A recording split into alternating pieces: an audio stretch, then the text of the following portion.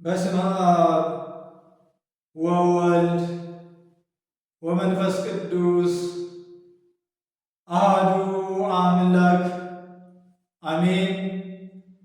የተወደዳችሁ የእግዚአብሔር ቤተሰቦች፣ በዓለም ዙሪያ የምትገኙ የማይቶት ሚዲያ ተከታታዮች እንደምን ከረማችሁ?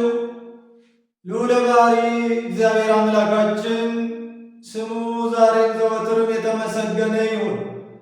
የእናቱ የእናታችን የቅድስተ ቅዱሳን የድንግል ማርያም የቅዱሳን ባለሟል አገልጋዮቹ ሁሉ ስም በሁላችንም አንደበት የከበረ የተመሰገነ ይሁን። እንደ እግዚአብሔር አምላካችን ቅዱስ ፈቃድ የምንማማርበት የትምህርታችን ርዕስ ሰርጉ ያልተገባቸው እድምተኞች የሚል ይሆናል። የማቴዎስ ወንጌል ምዕራፍ 22 ከቁጥር 8 ላይ የምናገኘው የእግዚአብሔር ቃል ነው። ይህን ትምህርት ያስተማረው ጌታችን አምላካችን መድኃኒታችን ኢየሱስ ክርስቶስ ነው። መንግሥተ ሰማያትን በሰርግ ቤት መስሎ ያስተማረበትን አንቀጽ እናገኛለን። እንዲህ አለ፣ መንግሥተ ሰማያት ለልጁ ሰርግ ያደረገ ንጉሥን ትመስላለች። ባሮቹንም እድምተኞችን ይጠሩ ዘንድ ላካቸው። እድምተኞቹ ግን ሊመጡ አልወደዱም። ደግሞም ለሁለተኛ ጊዜ ሌሎች ባሮችን ላከ። ድግሴ ተዘጋጅቷል፣ ኮርማዎቼ ታርደዋል፣ የሰቡት ፍሪዳዎች ታርደዋል፣ ጠጁ ተጥዷል፣ ጮማው ተዘጋጅቷል፣ ሁሉ ነገር ተዘጋጅቷልና ወደ ሰርጉ ታደሙ ብላችሁ እድምተኞችን ጥሩ አላቸው። ባሮቹም ሄደው በነገሯቸው ጊዜ አንዳንዱ እኔ እርሻ አለብኝ ብሎ ወደ እርሻው ሄዷል። የተቀሩትም እኔ ንግድ አለብኝ ብለው ወደ ንግዳቸው ሄዱ። ሌሎች ግን ባሮችም የንጉሡን መልእክተኞች አንገላቷቸው፣ ገደሏቸው። ንጉሡም ተቆጣ። የእነዚያን ሰዎች ሀገር በእሳት አጠፋት። እነርሱንም ወታደር ልኮ ገደላቸው። ከዚህ በኋላ ለሶስተኛ ጊዜ ባሮቹን እንዲህ አላቸው፣ ሰርጉስ ተዘጋጅቷል። ነገር ግን የታደሙት ሰርጉ የማይገባቸው ሆነ። ስለዚህ ወደ መንገድ መተላለፊያ ሁሉ ሂዱ፣ ያገኛችሁትንም በጎዎቹንም ክፉዎቹንም ንጉሥ ወደ ሰርግ ቤት ኑ ብሏችኋል። የሰርጉ እድምተኞች እንድትሆኑ በሰርጉ ላይ እንድትገኙ ጠርቷችኋል ብላችሁ ያገኛችሁትን ሁሉ ሰብስባችሁ አምጡ አላቸው። ባሮቹም ሄዱ፣ ወደ መንገድ መተላለፊያ ሁሉ ወጡ። ያገኙትን ሁሉ በጎውንም ክፉውንም ሀብታሙንም ድሃውንም ንጉሥ በሰርጉ ላይ እንድትገኙ ጠርቷችኋል ብለው ሰበሰቡ።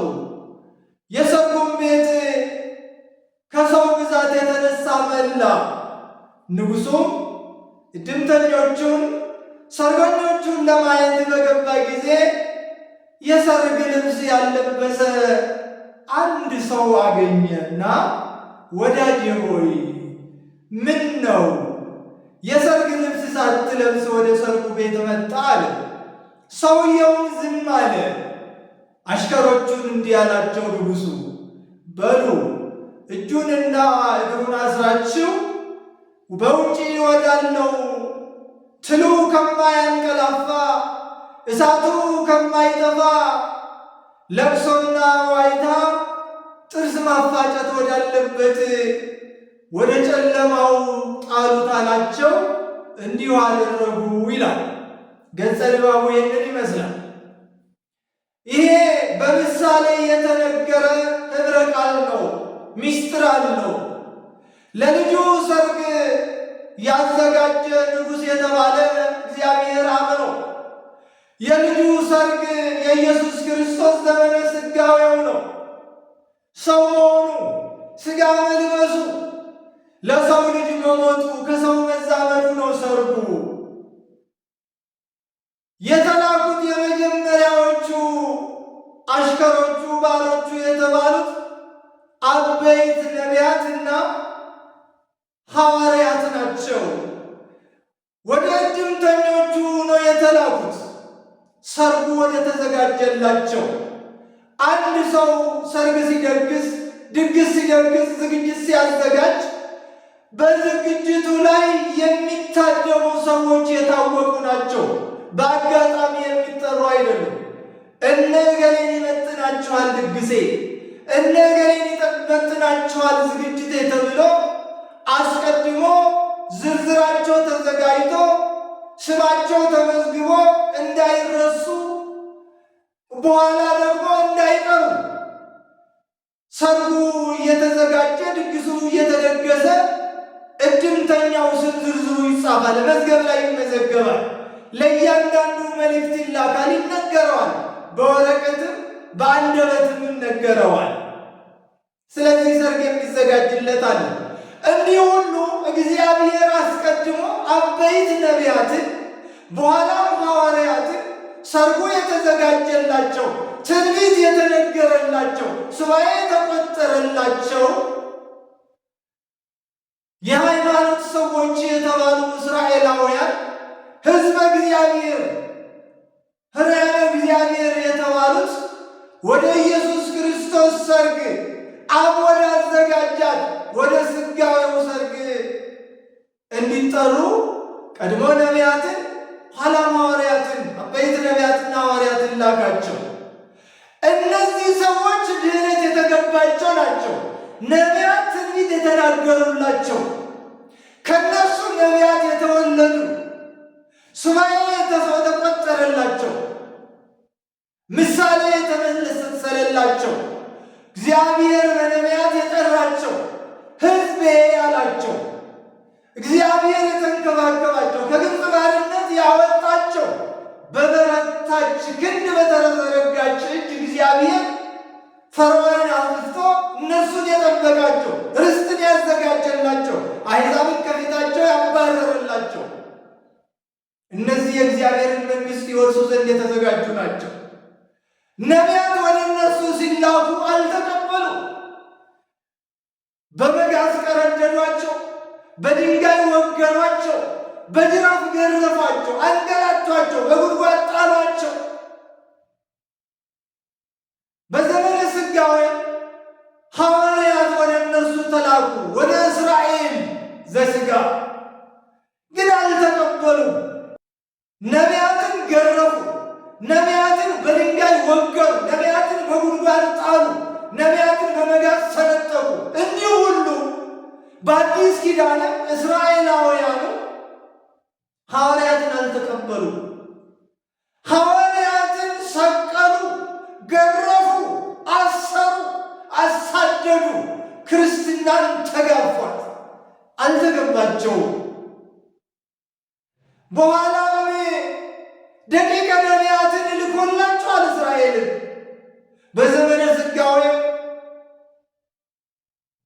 70 አርድእትን ሐዋርያ መምህራንን ላከላቸው፣ አልተቀበሉ።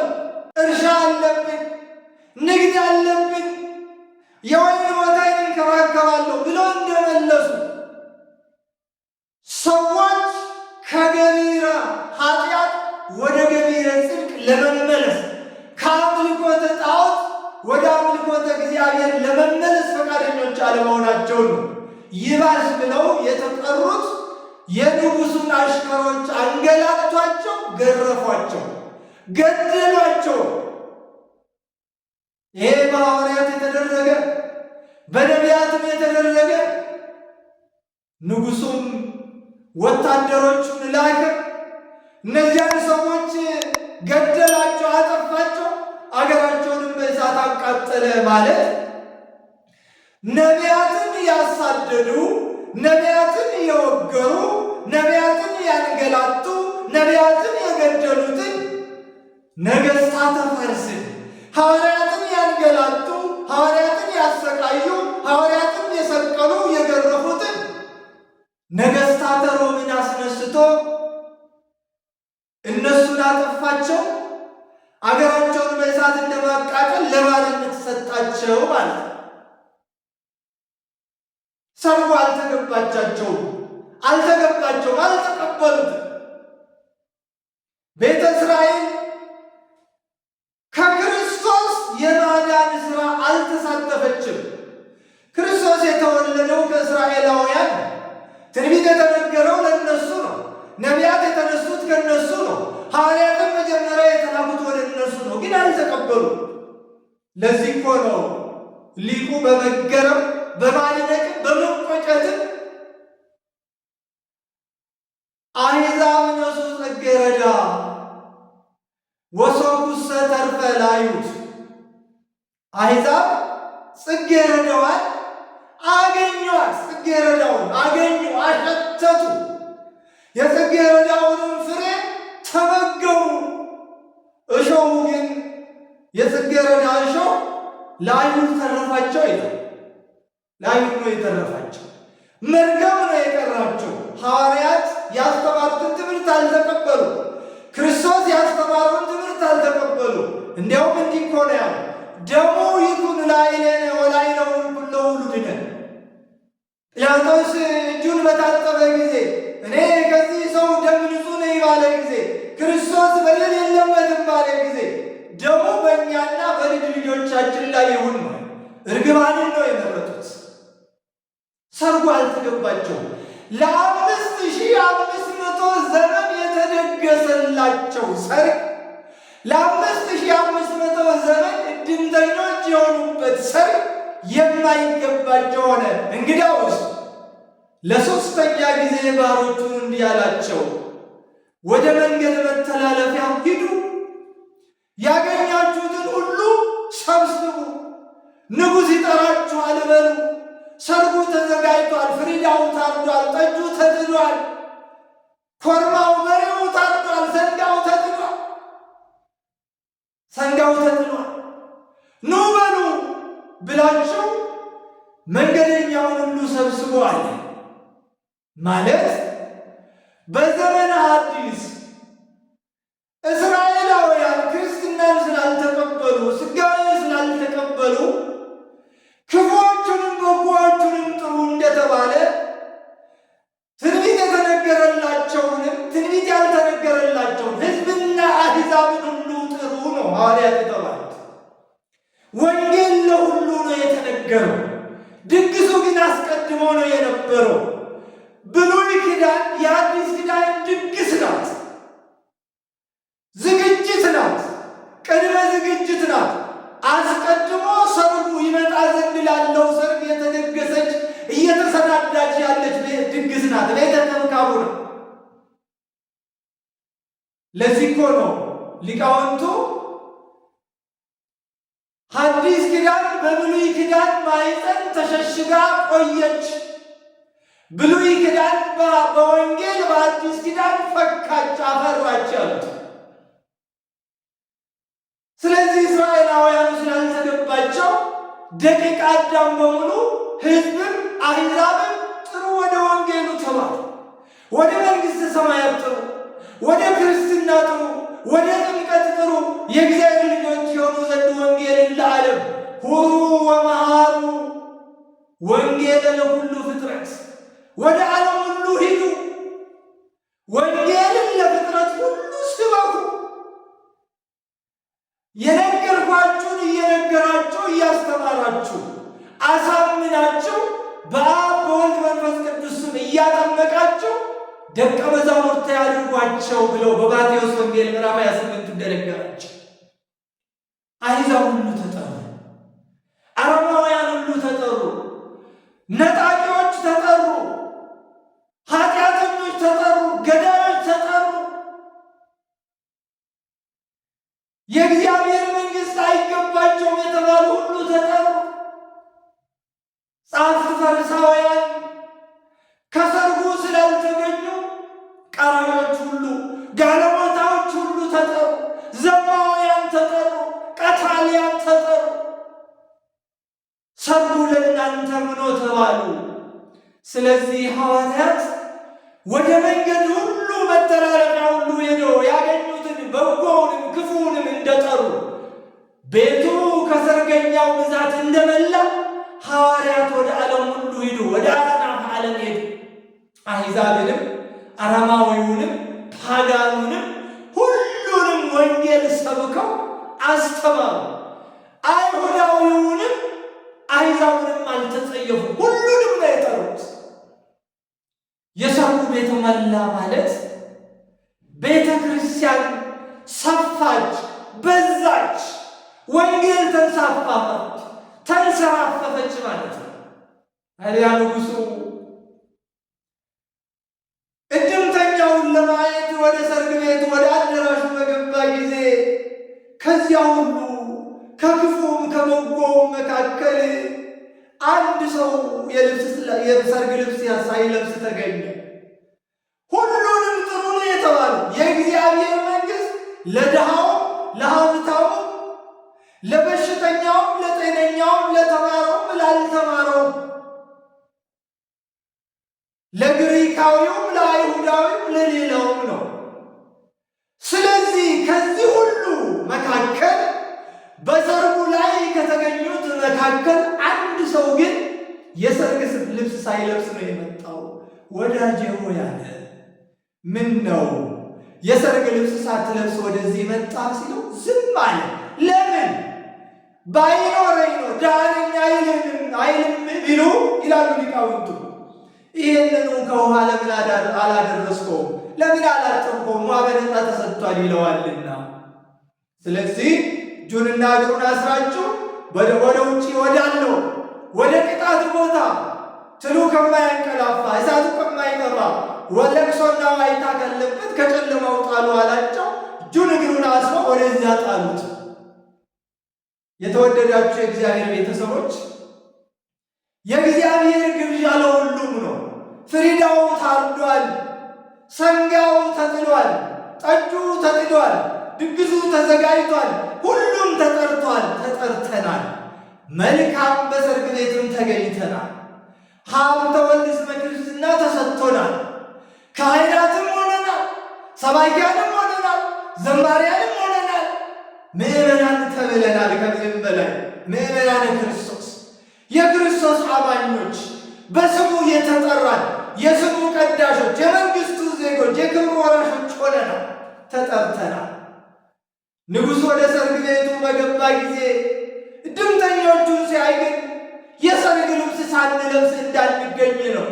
ሰርጉ የማይገባ እድምተኞች እንዳንሆን ነው። ምዕመናን ዛሬ ብዙ አለ በስመ ክርስትና የሚመላለስ የተጠመቀ ክርስቲያን ተብሎ ሀብተ ወልድ ስመ ክርስትና ተሰጥቶት የሚመላለስ ምግባር የሌለው ንስሐ የማይገባ ከኃጢአት የማይርቅ የማያስቀድስ የማይቆርብ የማይመጸውት ትሩፋት የማይሰራ በጎ ምግባር የሌለው ይልቁኑ ገዳይ፣ ዘራፊ፣ ዘማዊ አለ።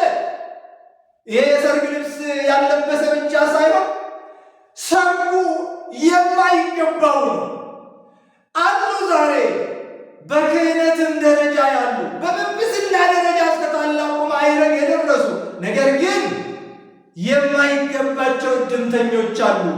መስቀሉን የጨበጡ ነገር ግን የማይገባቸው እድምተኞች አሉ። በትረ ሙሴ የጨበጡ ነገር ግን የማይገባቸው እረኞች፣ የማይገባቸው እድምተኞች አሉ። ስመ ክርስትና በተወልድ የተሰጣቸው ስመ ክርስትና ያላቸው ግን ክርስቲያን ያልሆኑ ገዳዮች፣ ሌቦች፣ ዘራፊዎች፣ አሳዳጆች አሉ። ፖለቲካ የበላቸው ጎጠኞች አሉ። ተንኮለኞች አሉ። ክፉዎች አሉ። ዘረኞች አሉ። ለሰው ልጅ ዘር ሳይሉ እነዚህ የማይገባቸው እድምተኞች ናቸው። ሁላችንም ራሳችንን ልፈትን። ምዕመናን ሰርጉ ይገባናል? በእውነት እድምተኞች ነን ወይ? የሚገባን እድምተኞች ነን ወይ? እነዚያ እድምተኞች የማይገባቸው ሆነዋል። የሰርግ ልብስ ሳንለብስ እንዳንገኝ አደራ። ዛሬ ብዙ ሰባኪያን፣ ብዙ ዘማሪያን፣ ብዙ ምዕመናን፣ ብዙ ካህናት የሰርግ ልብስ ሳይለብሱ ከሰርገኞች ተቀላቅለዋል። ቅድም እንዳልነው ምግባር ነው ልብሱ፣ ሃይማኖት ነው ትጥቁ፣ ትሩፋት ነው ልብሱ። ይህንን መያዝ ያስፈልጋል። በሃይማኖቱ መበርታት፣ መጽናት፣ በትሩፋት ማደግ፣ በምግባር መታነጽ ያስፈልጋል። አለበለዚያ የማይገባን ብቻ አይደለም የሰርግ ልብስ የሌለን ወደ ውጭ የምንጣል እንዳንሆን ጥንቃቄ ማድረግ ያስፈልጋል። አምላካችን በቸርነቱ ሰርጉ የሚገባን የሰርግ ልብስ የለበስን እድምተኞች ለመሆን የበቃን ያድርገን። ይቆየን።